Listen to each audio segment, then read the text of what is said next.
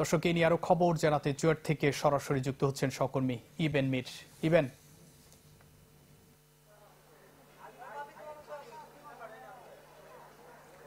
মঞ্জুর, এখনো কিন্তু চুয়েট শিক্ষার্থীদের যে আন্দোলন সেই আন্দোলন এখনো চলছে। তারা সড়ক বন্ধ রেখেছে, যার কারণে এখানে সড়কে কিন্তু কোনো ধরনের যান চলাচল করছে না। শুধুমাত্র জরুরি যে পরিবহনগুলো আছে সেগুলোই ছাড়া হচ্ছে। পাশাপাশি এখানে তারা টায়ার জ্বালিয়ে আগুন দিয়েছিল এবং তারা কিছুক্ষণ আগে একটি সংক্ষিপ্ত যে সমাবেশ সেটি করেছে এবং সেখানে তারা তাদের যে দাবিগুলো আছে 10 দফা দাবি সেগুলো আবার পুনরায় তুলে ধরেছেন এবং তারা দুপুর 2টা পর্যন্ত আসলে সময় দিয়েছিল যে বাস মালিক যারা আছে তারা কিন্তু এসে বসতে হবে। তবে আমরা এখন পর্যন্ত দেখিনি সে ধরনের কোনো উদ্যোগ এখনো দেখিনি। তবে চুয়েট প্রশাসনের পক্ষ থেকে জানানো হয়েছে তারা দুই পক্ষের সাথে কথা বলছেন, কথা বলে বিষয়টি যত দ্রুত সমাধান সম্ভব সেটি তারা করবেন এবং চুয়েট শিক্ষার্থীরা কিন্তু একেবারেই কোনো ধরনের ছাড় দেওয়া হবে না এমনটি আসলে মনোভাব দেখিয়েছে তারা।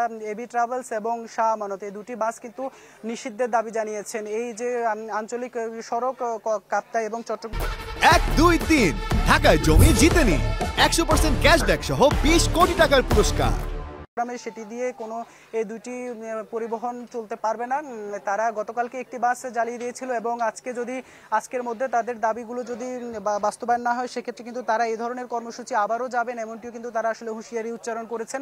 এবং আরেকটু যদি বলি তাদের যে 10 দফা দাবির মধ্যে নিরাপদ সড়কের জন্য চুয়েটের পাশে যে সড়কটি কাপ্তাই সড়ক সেটিতে প্রশস্তকরণের পাশাপাশি তাদের অ্যাম্বুলেন্স সেবা যেটি আসলে চুয়েট কর্তৃপক্ষ যে অ্যাম্বুলেন্স শিক্ষার্থীদের জন্য রয়েছে তবে সেটি আসলে শিক্ষার্থীরা পান না এমনটি তারা অভিযোগ করেছেন এবং চুয়েটের যে কর্মকর্তা কর্মচারীরা সেই অ্যাম্বুলেন্স নিয়ে বাজার করেন এমনটিও তারা অভিযোগ করেছেন। যার কারণে এখানে অ্যাম্বুলেন্স সংখ্যা বাড়ানোর দাবি জানিয়েছেন এবং 5টি বাসের তারা দাবি জানিয়েছেন চুয়েট শিক্ষার্থীদের যাতায়াতের জন্য 5টি বাস যেন দেওয়া হয়।